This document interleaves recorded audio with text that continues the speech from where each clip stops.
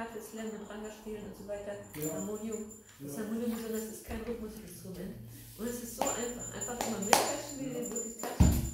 Manchmal gibt es auch so einen Zweiertakt oder so. Und dann kommst du dann rein, dann wird das so automatisch. Dann brauchst du nicht mehr nachzudenken. Ja. Und es hilft dir wirklich bei der Melodie, weißt du? Ja. Das ist wirklich gut. Und auch das Chanten, wenn wir das Sanskrit chanten oder bei dem Gebet, das war jetzt Bengali, das spricht man ein bisschen anders aus. Ja. Wenn da so lange Striche über den Vokalen sind, dann ist das doppelt so lang. Das bedeutet, diese Stellen sind immer länger. Okay. Da kann man sich von der Melodie auch danach richten. Das ist auch sehr praktisch. Okay. Oder mit Summen, wenn jemand vorsingt, wenn die Melodie ein bisschen schwer reingeht, ich nehme das auch manchmal. Das sind also Tipps und Tricks mit Melodie. Ja, danke sehr.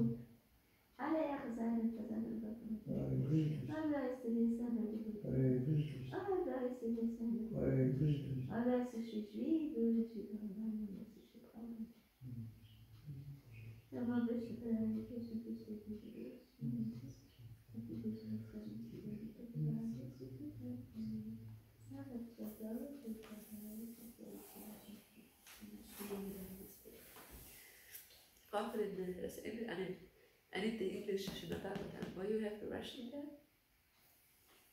Yeah. It's Russian transcendental virus and she wants to. Ah, okay. And then I will speak English, yeah? After that. Maybe Deutsch. Deutsch? I can't understand English, spiritual English very well. Oh, I see. What is nectar of devotion? No? Yeah, in Russian.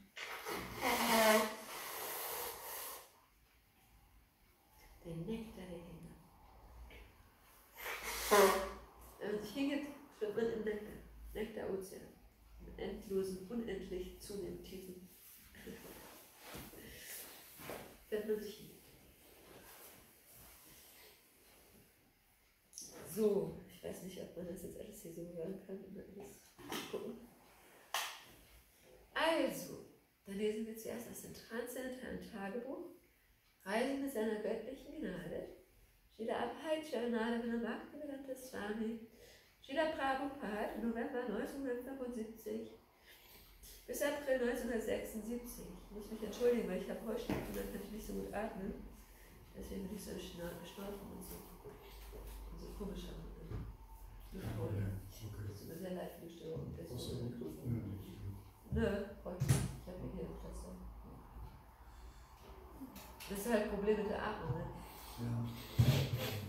Ja, dazu ist es nicht so einfach. 15. Dezember 1975. 15 December.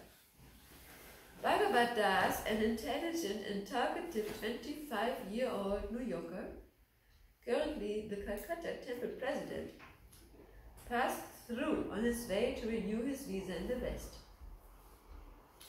He told Prabhupada that some astrologists and political experts are predicting a big war early in 1976 with China, Pakistan and America against India and Russia. Prabhupada shrugged, saying that an atomic war will be short and severe. But war or not, he said, it makes no difference for us. A devotee does not care if he lives or dies. He always serves Krishna. We shall simply continue to do our duties. chant Hare Krishna. Bhagavad also asked if he could take sannyas. Srila Prabhupada's response was not one of enthusiasm, but rather non-committal. Never wanting to dampen anyone's enthusiasm for preaching, he tactfully agreed to consider Bhagavad for sannyas at next year's Gaur Punim festival in Mayapur. Bhagavad is a portly, almost overweight fellow. And later Prabhupada told us that for sannyas one should be fit, not fat. Interviews with prospective Hindi translators are still going on, and His Divine Grace has already engaged a Mathura woman named Dr. Paliwal. Later this evening, Mr. Singh arrived and showed Prabhupada his PhD thesis, a lengthy treatise on Chaitanya Vaishnavism. Impressed with the man's work, Srila Prabhupada said he wanted to spend more time with him, examining the document and testing his ability to translate. This posed a dilemma. It was too late to do anything on the spot, and Prabhupada has to fly to Bombay first thing in the morning. Prabhupada asked Mr. Singh if he could come to Bombay. He was immediately agreeable, but could not afford to buy a plane ticket. Prabhupada thought for a moment and then called in Hare Krishna and Saluta. So, what tickets do we have for Bombay? Well, there are 4, yours, Hansaduta's, mine, and Hari Shavi's. So, give him his, Prabhupada said, without even a glance in my direction. Harikesh gave me a sympathetic smile and shrugged. Within a moment, my ticket was handed over to Mr. Singh. The man happily left and Srila Prabhupada took rest. Here, we can see that Srila Prabhupada was very practical. And he was not impressed about war predictions. And he said, anyway, for a devotee, it does not make a difference whether he lives or dies. He always serves Krishna. And we shall simply continue to do our duties and chant Hare Krishna. So Anpam says here, so simple can be life. You just continue whatever is there and do your duties as good as possible. And then Srila Prabhupada also is like, you can see that he's very fine. He very tactfully agreed to consider Bhagavad for next year's Gaur Punim festival sannyas, his suggestion.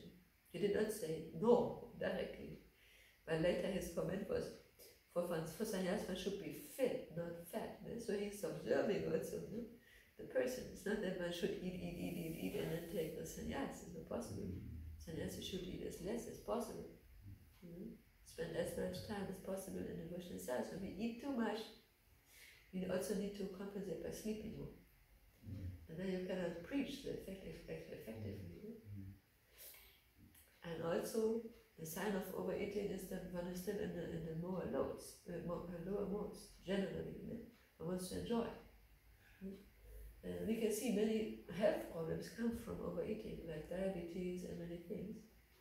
So that is an anatta actually to overeat.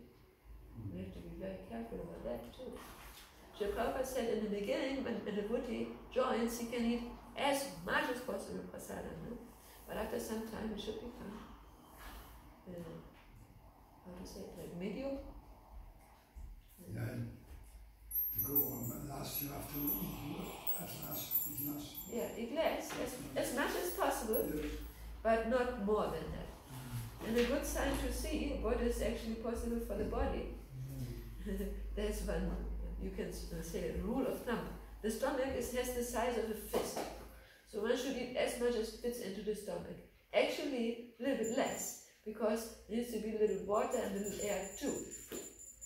Of course, we cannot be there immediately, but this kind of measurement, good to come in. But we will see, when we slowly eat, when we pre-digest the things by our saliva in the mouth and everything, we can become much more satisfied with less food instead of just swallowing things down. That helps me a lot. And also another thing, if we eat very nourishing things, we also need less quantity. Because nowadays the food that we can purchase, especially in a discounter, has less and less nutrients because of the monocultures and everything, you know, and more pesticides and everything, which are actually toxic for the body, especially when we heat it, you know, they transform chemically.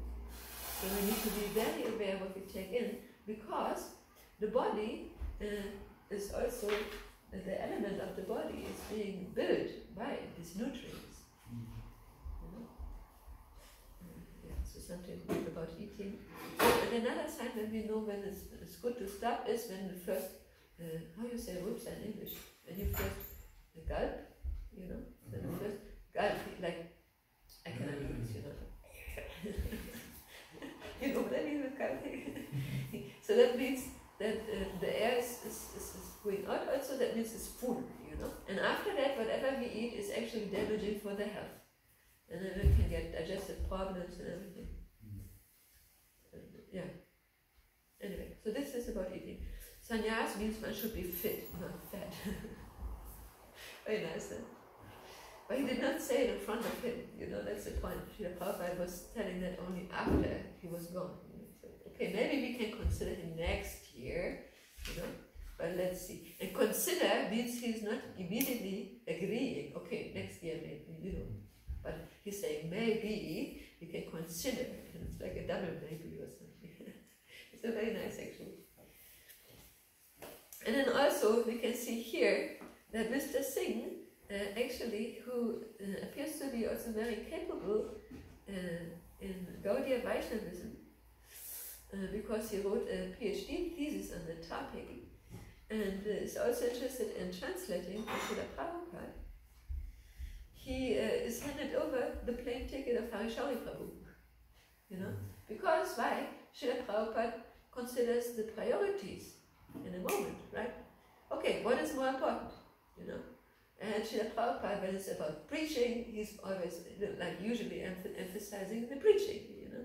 For his personal convenience, maybe somebody else can come and maybe he has less comfort, no problem, you know. So for the time being, so very nice, isn't it? Srila Prabhupada was so considerate, so practical, so clear. And this clarity comes also, of course, when we chant Hare Krishna very nicely, very focused, and we regularly engage in devotional service and read and study everything, but also by keeping the body fit. The Roman people, they said, mens sana in corpore sano. That means a healthy mind is in a healthy body. And we need a healthy mind in order to clearly understand where we are at and how we can progress in devotional service. Okay, so then we come to Srimad Bhagavatam. Om Namo Bhagavate Vasudevaya. Om Namo Bhagavate Vasudevaya.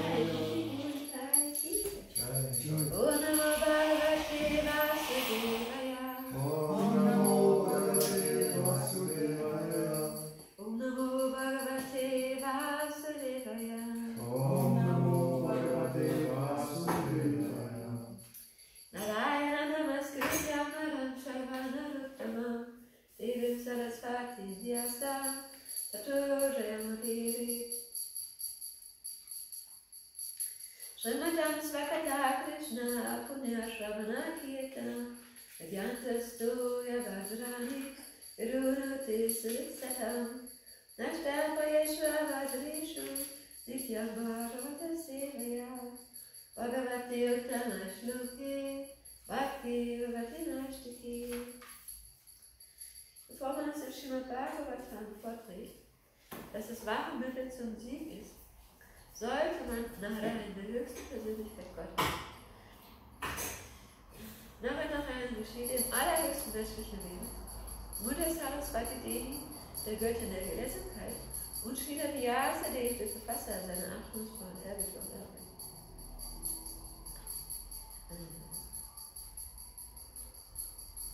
Wenn man regelmäßig aus dem Srimad Bhagavatam hört und im reinen Geweihten dient, wird alles, was für das Herz leidvoll ist, fast gänzlich vernichtet.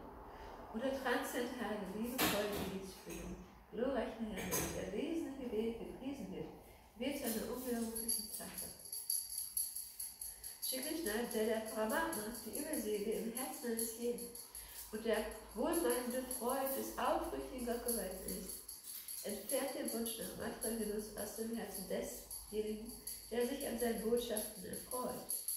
Diese Botschaften sind in sich selbst tugendhaft, wenn sie richtig gehört und geschätzt werden. Okay. Ja, das ist schon wieder jetzt in Prosa geschrieben. Wiederholt ihr das trotzdem? Ja, ne? So was wie möglich. Da ist es kein spezielles Versmaß. Also wenn Bindestriche da sind, muss man das Wort zusammenlesen, da kann man da nicht einfach zwischenpausieren. Und wenn da lange Striche drüber sind, lang den Vokal aussprechen. So bitte. Okay?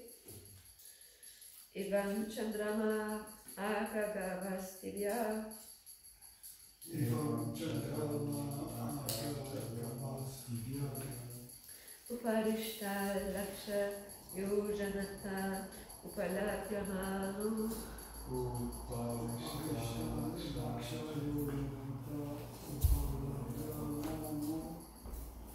Kasya Samvatsara Bhuktim Pakshavyam Kasya Samvatsara Bhuktim Pakshavyam Masabhuktim Masa Bhuktim Sapadakshavyam Masabhuktim Sapadakshavyam Dinenaiva Pakshabhuktim Dinenaiva Pakshabhuktim Grachari Puttattara Gamano Bhukti Agrachari Puttara Gamano Bhukti. Okay. Sind wir studiert? Evam Chandrama Akagavastivya Evam Chandrama Akagavastivya Uparishta Evam Chandrama Akagavastivya Uparishta Lakshayo Janata Upalavyamano Rikasya Samvatsara Nein, falsch. Das ist Strich in der Mitte. Da muss man das andere auch noch lesen. Entweder lässt man das weg oder nicht.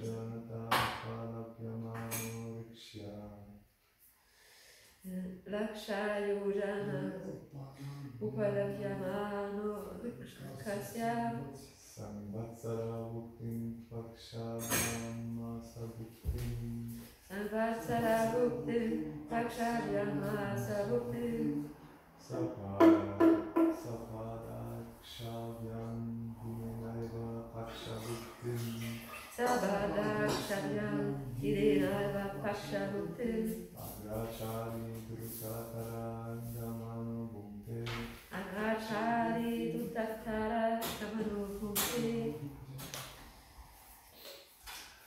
Evam Chandrama Akagavastivya Evam Chandrama Akagavastivya Uparishta Lakshayo Janata Upalavyamano Lakshayo Janata Upalavyamano Akasya Samvatsara Bhuktim Pakshavyam Masabhuktim Kasya Samvatsara Bhuktim Pakshavyam Masabhuktim Sabadakshavyam Dineva Pakshabhuktim Sabadakshavyam Dinenaiva Pakshabhuktim Agrachari Druttara Gamano Bhuktim Agrachari Duttattara Gamano Bhukti. Okay, Übersetzung der Erläuterung von einer göttlichen Heilige Schöpferkraft. Man kann es übrigens auch auf Deutsch einstellen. Hat er ja schon mal gehört, ich weiß das noch. Aber jetzt ist es spät. Evam, so. Chandrama, Chandrama der Mond. der Mond Akagavastivya, Akagavastivya von den Strahlen des Sonnenscheins. von den Strahlen des Sonnenscheins Uparishtat, Uparishta oberhalb. Oberhalb Lakshayo Janata, Lakshayo Janata in einer Entfernung von 100.000 Yojanas. in einer Entfernung von 100.000 Yojanas Upalavyamanaha, Upalavyamana sich befindet. sich befinden Akasya, Akasya, des Sonnenballes, des Sonnenballs, Samvatsara Bhuktim, Samvatsara Bhuktim, das Verstreichen eines Jahres des Genusses, das Verstreichen eines Jahres des Genusses, Pakshavyam, Pakshavyam, nach 2 mal 14 Tagen, nach 2 mal 14 Tagen, Masa Bhuktim, Masa Bhuktim, das Verstreichen eines Monats, das Verstreichen eines Monats, Sapada Rikshapyam, Sapara Rikshapyam, nach 2¼ Tagen, nach 2¼ Tagen, Dinena, Dinena, nach 1 Tag, nach einem Tag, Eva, Eva, nur, Ru, Pakshabhuktim, Pakshabhuktim, das Verstreichen von 14 Tagen, das Verstreichen von 14 Tagen, Agachari, Agachari, sich ungestüm dahin bewegen, sich ungestüm stellen, Dhrutatara Gamana, Dhutatara Gamana, mit größerer Geschwindigkeit dahin wandernd. mit größerer Geschwindigkeit dahin wandert, Punkte Dhute, durchläuft. durchläuft. Übersetzung und Erläuterung von Srila Prabhupada Ki Jai. 100.000 Yojanas, das sind 1.280.000 Kilometer über den Strahlen des Sonnenscheins, befindet sich der Mond, der mit einer größeren Geschwindigkeit als die Sonne dahin reist. In 2 Mondmonatshälften durchläuft der Mond einen Bereich, der genau einem Samvatsara nach Sonnenzeitrechnung entspricht. In 2¼ Tagen durchläuft er einen Sonnenmonat. Und an einem Tag durchläuft er 14 Tage nach der Sonnenzeitrechnung. Erläuterung. Wenn wir bedenken, dass der Mond 100.000 Yojanas, also 1.280.000 Kilometer, über den Strahlen des Sonnenscheins liegt, ist es sehr erstaunlich, dass die modernen Flüge zum Mond möglich waren. Da der Mond so weit entfernt ist, ist es rätselhaft und es steht zum Zweifeln, wie Raumschiffe dorthin gelangen konnten. Die Angaben der modernen Wissenschaft ändern sich ständig und sind deshalb unzuverlässig. Wir müssen die Angaben der vedischen Literatur akzeptieren. Diese vedischen Angaben bleiben immer gleich. Die astronomischen Berechnungen, die vor langer Zeit angestellt und in der vedischen Literatur aufgezeichnet wurden, sind auch heute noch richtig. Ob die vedischen Berechnungen oder die modernen besser sind, mag für andere ein Rätsel bleiben, doch was uns betrifft, so betrachten wir die vedischen Berechnungen als korrekt. Srila Prabhupada Ki Jai. So, hier ist nochmal die Übersetzung. Wer ist das wird auch? Evam Chandrama Akavastabhya Uparishtal Lakshayu Janata Upalabhyamano Kasya Samvatsara Bhuktim Pakshavyam Masa Bhuktim Sapadakshavyam Dineva Pakshabhuktim Agrachari Dhutatara Gamano Bhukti 100.000 Yojanas, also 1.280.000 Kilometer über den Strahlen des Sonnenscheins, befindet sich der Mond, der mit einer größeren Geschwindigkeit als die Sonne dahin reist. In 2 Monatshälften durchläuft der Mond einen Bereich, der genau einem Samvatsara nach Sonnenzeitrechnung entspricht. In 2¼ Tagen durchläuft er einen Sonnenmonat und an einem Tag durchläuft er 14 Tage nach der Sonnenzeitrechnung.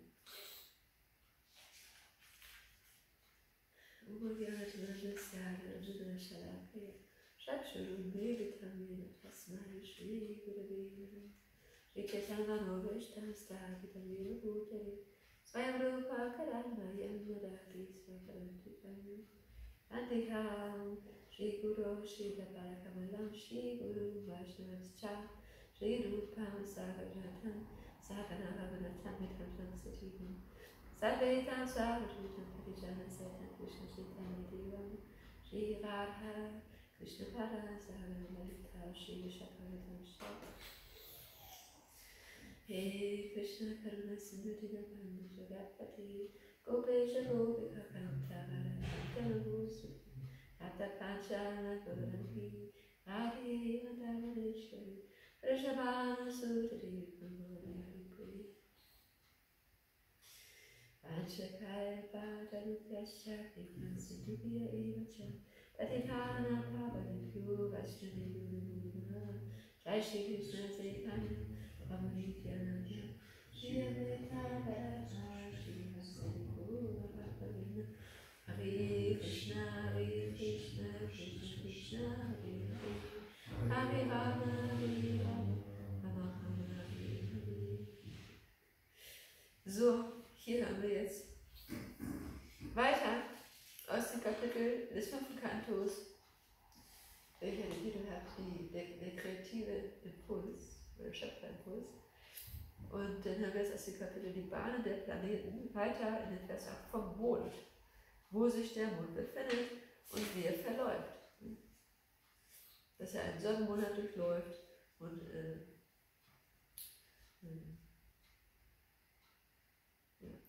genau. Und Monatsheften und so weiter, also wie das alles genau aufgeteilt ist, ne? Und Geschwindigkeiten und Bereichen und so weiter. Und auch wo der Mond situiert ist. Und zu diesem letzten Punkt, wo der Mond situiert ist, das ist hier der erste eigentlich, 100.000 Yojanas, das bedeutet 1.280.000 Kilometer über den Strahlen der Sonne. Ne? Und wieder Prabhupada, wieder sehr, wie sagt man das, witty, sagt man in Englisch, so sehr schlagfertig oder irgendwie sehr einfühlsam auch gleichzeitig, sagt er hier, und es steht zu bezweifeln, wie Raumschiffe dorthin gelangen konnten. Weil innerhalb von wenigen Tagen waren die ja so gesagt, früher mit den Mondlandungen, anscheinend da gewesen. Wie schnell müssen die geflogen sein? Ne? Muss man sich mal vorstellen. Ungefähr 1,3 Millionen Kilometer in so wenigen Tagen. Wie will man das zurücklegen? 1,280 Kilometer. Das ist über 1 Million Kilometer. Das geht nicht in 3 Tagen. So schnell Geschöpfe. Raketen haben sie gar nicht. Ich meine, die fliegen schon, keine Ahnung, einige 1000 Kilometer pro Stunde, aber das reicht nicht. Alleine vom rein rechnerischen kann man sehen, dass das nicht funktioniert. Und Srila Prabhupada, der sagt ganz einfach, und es steht zu bezweifeln. Ne? So nonchalant sagt man, ne? Kennt ihr das Wort? Nonchalant? Ja. Das ist so ein bisschen antiquiert vielleicht, aber das ist ein französisches, glaube ich, ursprünglich. Das bedeutet so unverfänglich, ne? So allglatt, ne? So nonchalant. Er sagt einfach was, wie es ist, aber ohne dass es jetzt eine so großen Argumentrum gibt. Ja. Und dann später in der Erläuterung schreibt er, ob die vedischen Berechnungen oder die modernen besser sind, mag für andere ein Rätsel bleiben. Doch was uns betrifft, so betrachten wir die vedischen Berechnungen als korrekt. Und warum sagt er das? Vorher hat er ein Argument gesagt, wer kann sich erinnern? Welches Argument war das? Die vedischen, die sind immer gleich, aber die Wissenschaft, die kann nach ein paar Jahren verändern die wieder und wieder verändern und wieder verändern. Und das sieht man auch, ne? Die Wissenschaften jetzt richtig. Alle paar Jahrzehnte oder so, dann müssen sie ihre Bücher wieder neu auflegen. Ne? Und da stehen immer wieder andere Sachen drin. Ne? Weil da sind auch viele Theorien, zum Beispiel Theorie vom Urknall oder Darwins Theorie und so weiter. Nicht? Und es wird alles im Laufe der Zeit belegt. Und man kann auch noch weiter sozusagen scrutinisen, also noch weiter so reingehen in dieses Thema der wissenschaftlichen Beweise. Normalerweise ist es ja so, man stellt eine These auf. Da musst du Beweise machen, also Versuche sammeln und Beweise erbringen, dass es auch der Fall ist. Und dann hast du eine Antithese auch, die etwas Gegensätzliches auch annimmt am Anfang und eine Synthese, die das beides zusammenführt sozusagen. So, bei den Beweisen ist das aber so, dass es nicht um 100% genau der gleiche Wert ist, der da rauskommt, sondern es ist gestreut. Und das, wo das am meisten sich häuft, das nehmen sie, aber das daneben lassen sie weg, das erklären sie dann nicht. Das ist nicht wissenschaftlich geworden, sondern die versuchen einfach, ihre Spekulation, ihre Konzepte zu belegen sozusagen. Und weil sie von den Sinnen und dem Geist ausgehen, die ja fehlerhaft sind, wie zusammen wir benutzen eine Brille zum Beispiel, da kann man sehen, die Augen sind bedingt. Ne? Also ein Licht, dann können nur bestimmte Bereiche sehen. Ne? Man kann zum Beispiel nicht jenseits der Höhle des Universums gucken, ne? Oder unsere mit Teleskop die Augen so scharf einstellen, dass man jetzt gucken kann, okay, was ist eigentlich auf dem Mond los, oder ne? Dass man da die Leute beobachten kann oder so, ne? Zum Beispiel in der Nachbarschaft oder so. Und genau, und so ist es auch mit dem Geist, ne? Wenn man da so den folgt, der Ratio, dann kann man sich auch irren. Srila Prabhupada sagt, ein Weiser ist so lange ein Weiser, also so ein Philosoph ist so lange ein Philosoph, wie, nee, das kann ich nicht so sagen. Er sagt, entweder unter den Philosophen, ein Muni, ein Philosoph, die machen normalerweise ihre eigenen Theorien. Das sieht man zum Beispiel in der deutschen Geschichte. Kant, Schopenhauer und so weiter. Ne?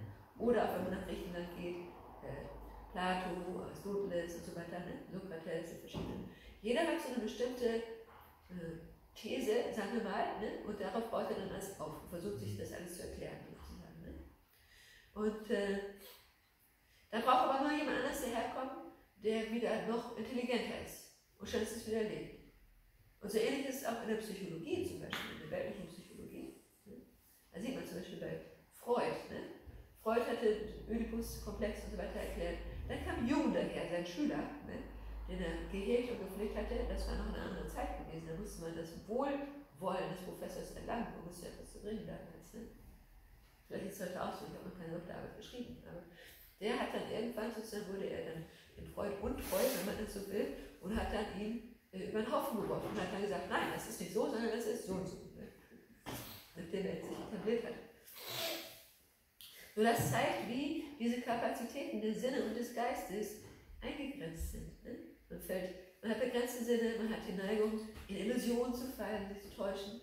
Man macht Fehler, man begeht Fehler. Erraro humanum ist, das ist auch in der Wissenschaft bekannt, dass man Fehler begeht. Und man neigt auch dazu zu betrügen. Und zwar nicht nur andere, sondern sogar sich selber, um sich Dinge zu erklären zum Beispiel oder besser dazustehen und so.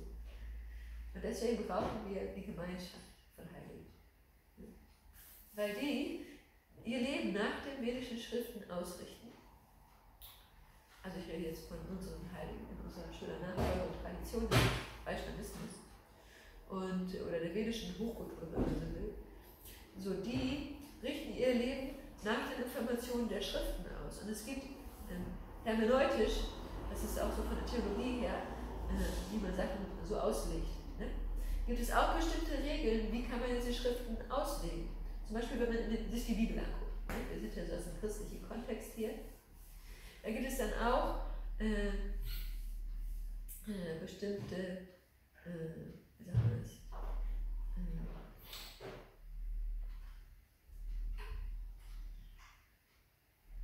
Vielleicht soll ich da nicht so mitgehen. Okay, machen wir was anderes. Jedenfalls gibt es bestimmte Auslegungskriterien. Und in den Veden hat man halt, das muss alles übereinstimmen. Es kann keine Widersprüche geben. Das muss man belegen können mit anderen heiligen Schriften. Dann gibt es eine ganze Rangordnung von vedischen Schriften. Shrutis, die stehen am höchsten, was man direkt hört. Smriti ist, was dann Erklärungen dazu sind, ausgelegt werden, zum Beispiel die Purana zu nennen. Obwohl das dann nochmal so veranschaulicht wird. Shruti wäre zum Beispiel Vedanta Sutra. Also, und die Upanishaden auch, glaube ich. Und dann gibt es so viele verschiedene Bereiche.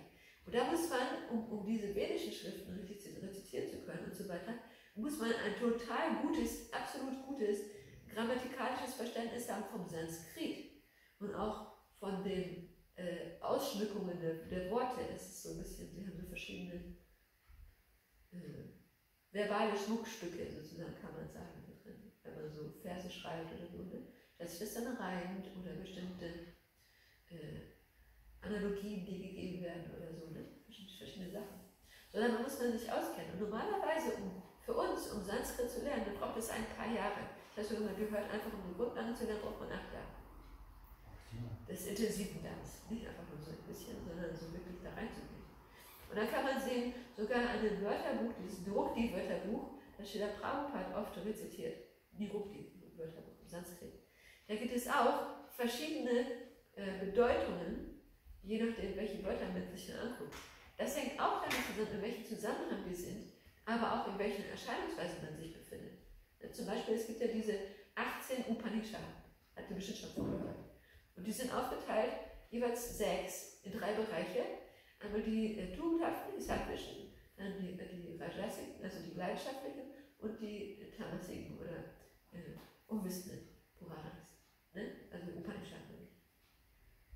Die Puranas, 18 Puranas, nicht Upanishaden, Entschuldigung. Jedenfalls ist das ein sehr wissenschaftlicher Vorgang, würde ich damit sagen. Und deswegen, unsere Schülernachfolge, die bezieht sich auf diesen vedischen wissenschaftlichen Vorgang. Und warum ist das schon gesagt? Weil das seit jeher immer gleich bleibt. Das kann man auch sehen ganz praktisch an den Wissenschaften des Ayurveda. Der verändert sich auch nicht. Ne? Oder Jyotish zum Beispiel, ne? Wenn man sich die Sterne anguckt, Astronomie. Hier in der westlichen Welt, in der westlichen Urkultur, will ich mal behaupten, ne? Da ist die westliche Astrologie, die ist sehr ungenau. Und die hat große Abweichung, wenn man sich jetzt damit beschäftigt. Ne? Zum Beispiel. Die vedische ist sehr viel genauer, sehr viel, wie man hier sieht, ne? Mit den Berechnungen und genau die Geschwindigkeit, wo was ist und so weiter. Also, wie kann man jetzt das verstehen? Wo kommt denn dieses Wissen her? Ja, das wird einem von Gott im Herzen offenbart. Das ist eben das Besondere von diesem vedischen Wissen. Ne? Wenn man reiner wird, da kann man mehr und mehr wahrnehmen. Ne? Und besonders durch die Barmherzigkeit von Gott, von Krishna oder von seinen Geweihten, von Heiligen, da kann man Dinge verstehen, die man sonst nicht hat oder bestimmte Talente bekommt. Zum Beispiel sehen wir die Bhagavad Gita. Das ist eine Wiedergabe von etwas, das stattfindet auf dem Schlachtfeld von Kurukshetra. Aber wer spricht und zu wem? Das ist Sanjaya. Sanjaya ist der Sekretär von Dhritarashtra, von dem König. Der war nicht persönlich auf dem Schlachtfeld. So, wie war jetzt der Sanjaya und da gleichzeitig bei dem König, der nicht auf dem Schlachtfeld war? Und kann er da alles haargenau sehen und verstehen? Und sieht sogar auch die kosmische universale Form, die Arjuna offenbart wird. Und da schreibt schon der Prabhupada am Anfang der Bhagavad Gita, sagte, ja, das ist aufgrund der Barmherzigkeit des spirituellen Meisters von Sanjaya, der war jemand anderes als Srila Vyasadeva, der Autor der vedischen Schriften, zuzuführen. Der hat ihm nämlich die Segnung gegeben, eine Fernsicht haben zu können. Innen, ohne Fernseher, außen. Da gab es noch kein Fernsehen. Außen, aber im Inneren konnte man. Und wir sehen auch im Yoga, wenn man da mehr und mehr selbstbeherrscht wird und so weiter, die Lüfte des Körpers beherrscht und fit wird und nicht fett, dann kann man auch verschiedene Cities erreichen. Man kann anfangen zu schweben, leichter zu werden als das Leichteste oder größer werden als das Größte, kleiner als das Kleinste, Dinge von anderen Orten holen. Ne? Zum Beispiel diesen Granatapfel aus irgendeinem Garten, wo das da so richtig aromatisch ist, keine Ahnung wo, vielleicht Sri Lanka oder so. Ne? Und das ist alles möglich. Ne? Und die moderne Wissenschaft immer denkt, nee, das ist nicht möglich. Aber wo ich ein Kind war, da gab es auch schon, mein Vater hatte so ein Buch über parapsychologische Phänomene. Das hat mich brennend interessiert, das fand ich sehr interessant. Da ging es auch darum, wie so Mönche meditieren und so Wissenschaftler, die dann kamen und das untersucht haben, ob da nicht irgendwas ist und so, wie das denn sein kann. Also diese Phänomene gibt es, die sind wissenschaftlich bestätigt, genauso wie Reinkarnation zum Beispiel. Ne? Aber eine andere Sache ist, wie wird das propagiert? Heutzutage, die Leute, die glauben mehr dem Fernsehen und den Wissenschaften sozusagen, als das Vertrauen zu haben in die Religion. Woher kommt das? Weil die Religion systematisch schlecht gemacht wurde, geblackmailt wurde, könnte man das so sagen, diffamiert wurde. Ach, das ist Brot fürs Volk, Opium fürs Volk, das muss man einfach den Leuten geben, dass sie beruhigt sind und so, ne? Dass sie einen Sinn haben im Leben und die Kraft, die ganzen Anstrengungen, die es also gibt, durchzustehen und so, ne? Oder das ist Aberglauben, das muss man nicht. Ne? Und wir sehen, wir sehen, dass heutzutage die Religion als ein Hobby sozusagen geendet ist, oder? Nicht als ein Lebensstil, wie das eigentlich ist. Theologie und Philosophie sind die Königin von den Wissenschaften. Ne? Liebe zur Weisheit, sozusagen. Ne? So. We're reading now from Srimad Bhagavatam. If you want, you can take your seat over there. Okay. And after that, we will have prasadam. You have some time to stay? Yeah, you will stay a little longer? Yeah, a little bit. Thank you for coming here. Yeah, thanks. We are right now listening from Srimad Bhagavata Purana, which is the natural commentary to Vedanta Sutra, by the author himself, by Srila Vyasadeva. Maybe you heard from the Puranas? Yeah. So, dann soll ich jetzt auf Englisch umstellen? Das geht ja auch. Ne? Meine Leute can speak English, it's no problem for me. Okay, so then we will continue to speak in English. We are now in the 5th canto of Srimad Bhagavatam. And the Srimad Bhagavatam Mahapurana is a description of events happening in the whole universe in relationship between God and his devotees, so to say. So there's many different examples of rishis and different maharajas and dynasties, like Sun Dynasty and Moon Dynasty and everything.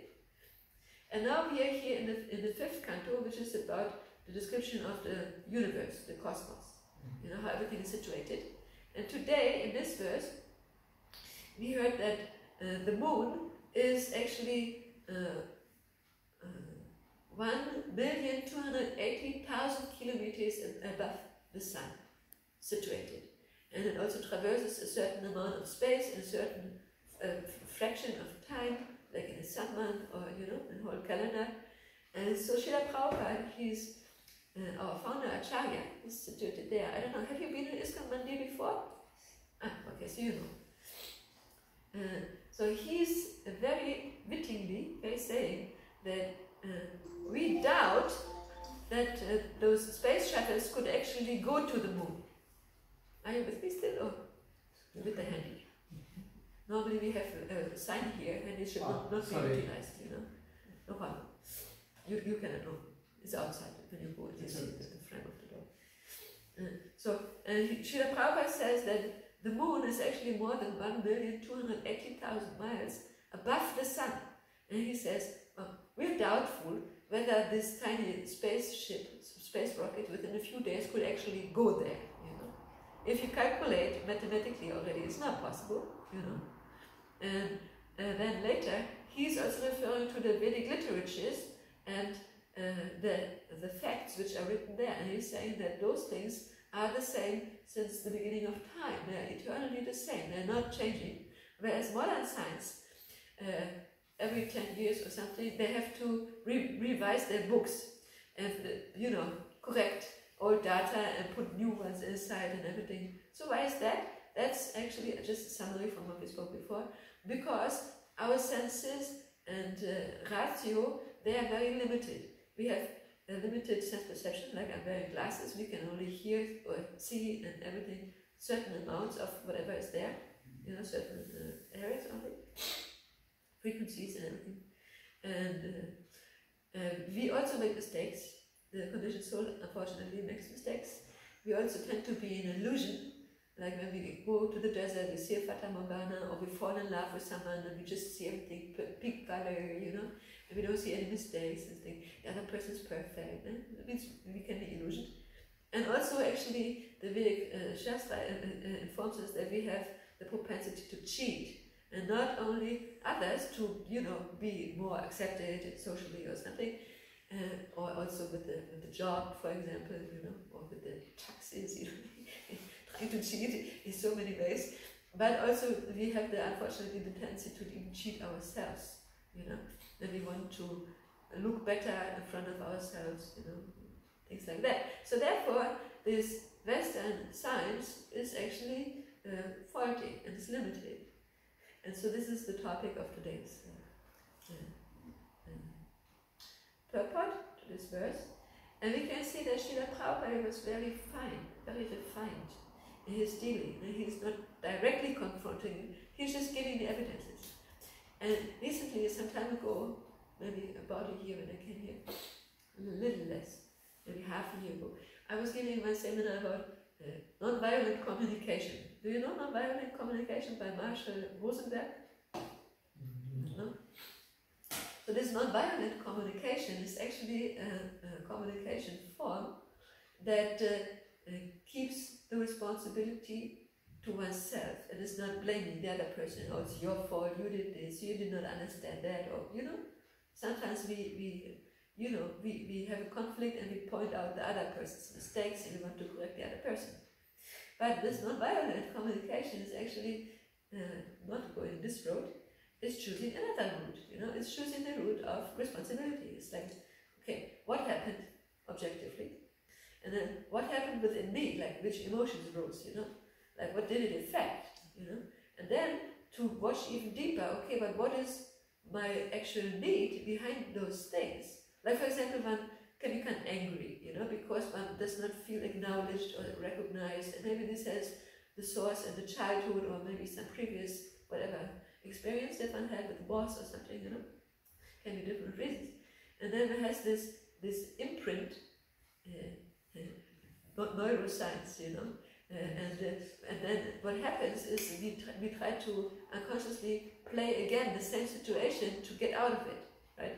That's what happens with the trauma, So if we don't look at that consciously and we dissect it and correct it, and we make plans how to overcome it and change the habit and everything, then that's a little bit an obstacle, to really look, okay, what is my real need? Because we cannot see clearly. Can you understand that? Is this like clearly explained?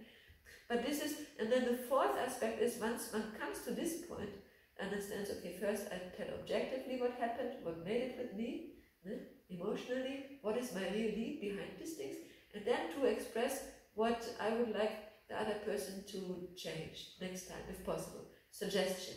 It's not that, we ask, it's your fault and you have to do like that. No, we say that we request actually the person, Can you next time do like this instead of blah, blah, blah, So this is like a very responsible way of communicating.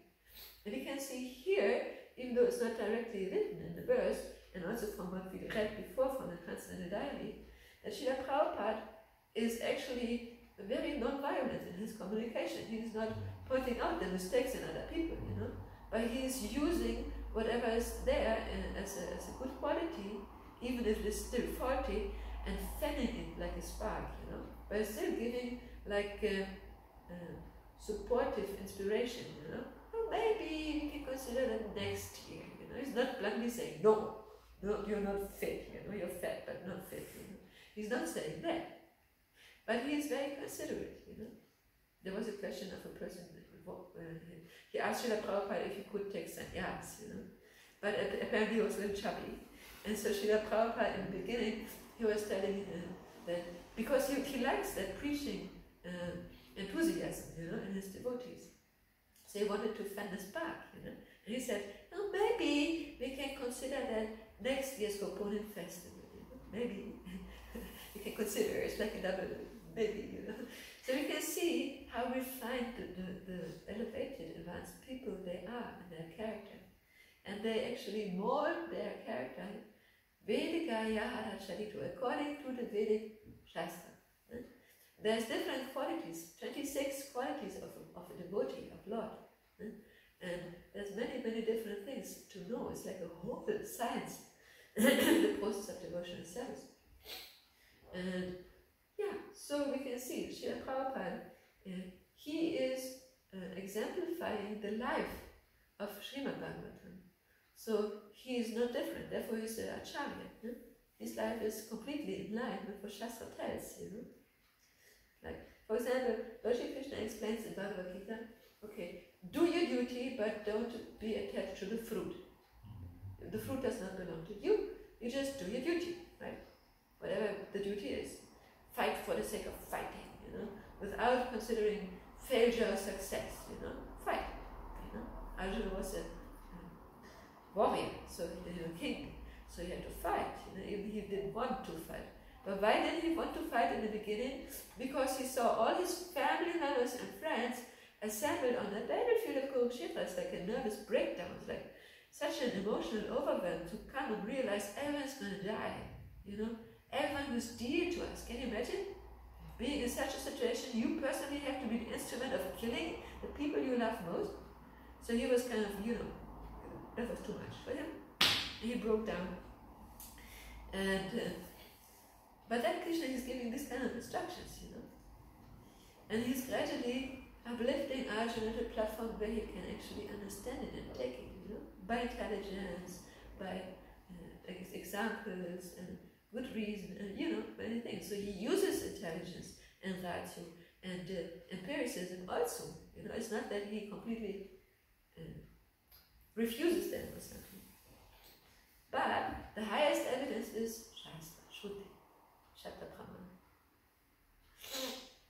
And then later in the end of Bhagavad Gita, Lord Sri Krishna asks Arjuna, so now you have heard everything with attention, now you choose what you like to do. So he's not saying you must do that, he's still giving the option, it's your freedom, you choose. And then Arjuna says, yes, and now by your mercy, my delusion has been vanquished, and I want to do as you told me. And then he's ready to fight, and go to this big obstacle. So therefore, the Vedic scriptures, they are very, very important for us also to overcome the obstacles in our lives. That's why distributing them and reading them is very, very important. Okay, questions or comments? Or maybe you have something to add? Yeah, this chapter, I think it is really nice when you're a senior devotee, because it's really challenging for me, because everything what Srila Prabhupada tells, I take for truth, and of course the Vedas are truth also, but then you're going to say, well, it's not possible when you got a shout to the moon. Well, that for me is 100% true. So this is really challenging. I'm just a bhakta, I'm just a novice in this matter. So this is really nice. When you are a senior devotee, this for me, it's challenging. That's the only thing I want to say. I don't understand what's your challenge with the senior devotee.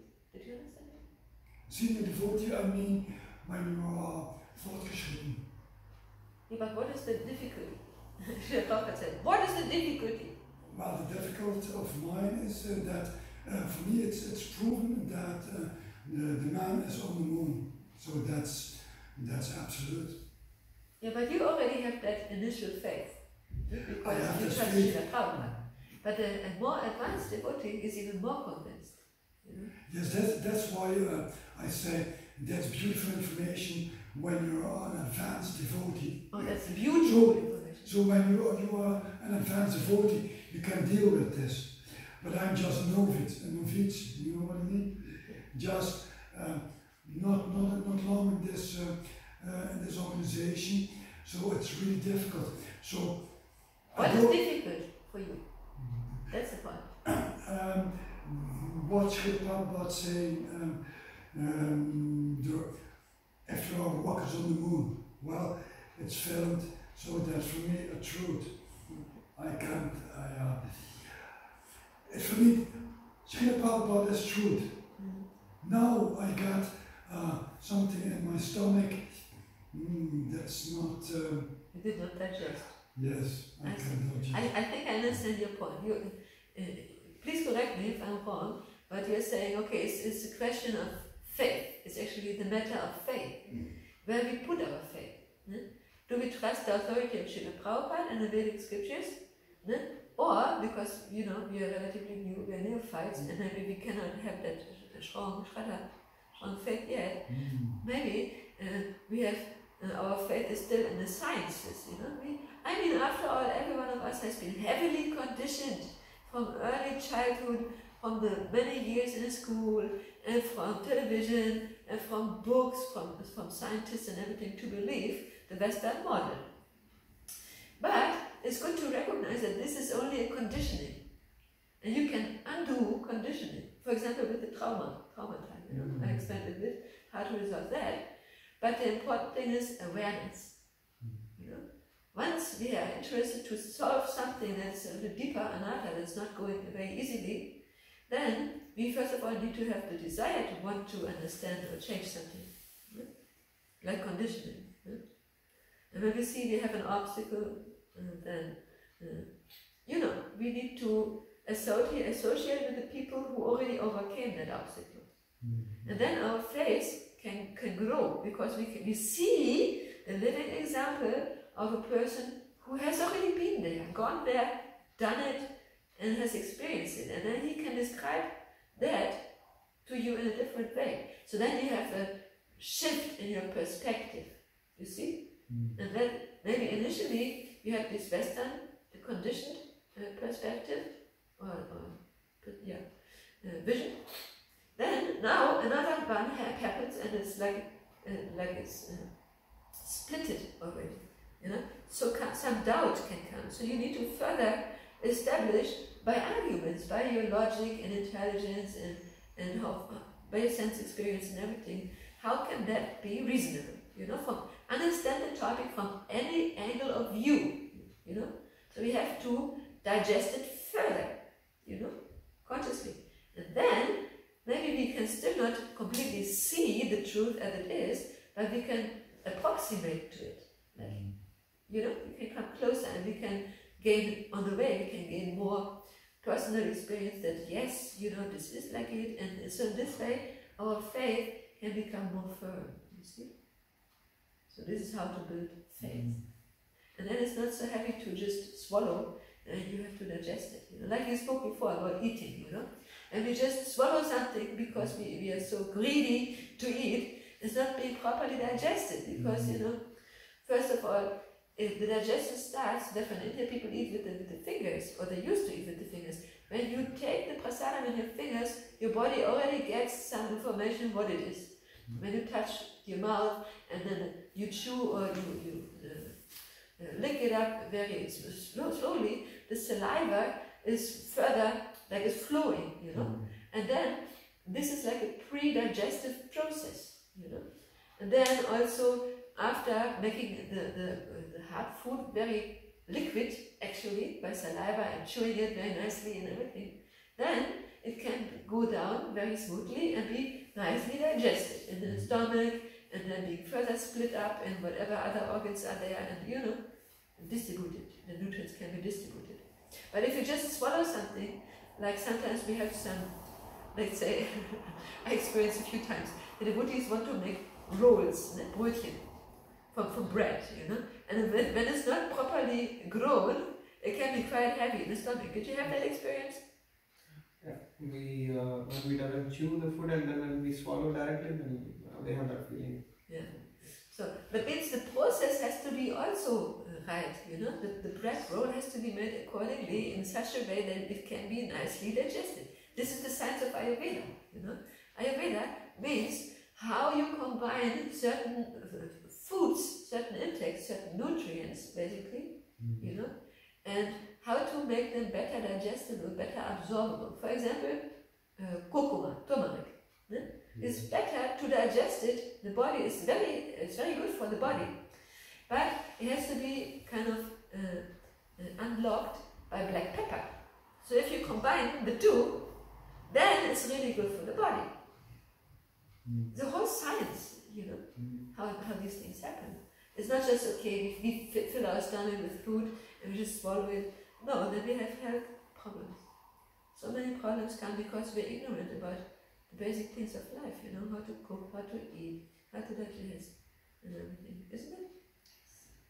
And in India you still learn that, no? By family tradition. Yes. Your elders, they are living it, and okay, by observing that, that's a very important point about the storytelling. These two things, by observation and by storytelling, not only children learn the most, also we adults, we are very much conditioned.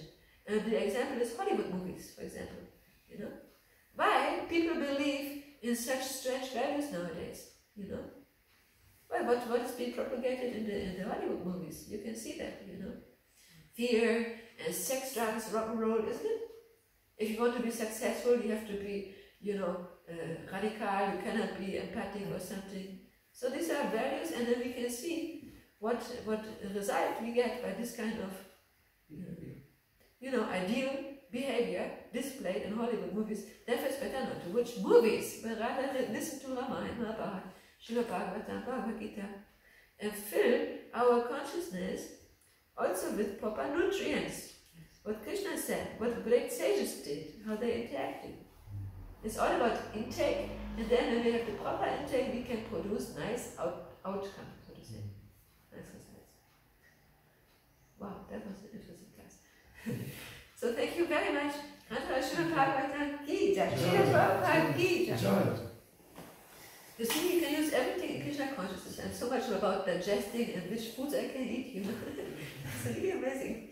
You can combine everything, isn't it? Yes. Jai. Kanta Srila Bhagavatam Ki Jai. Aber nicht über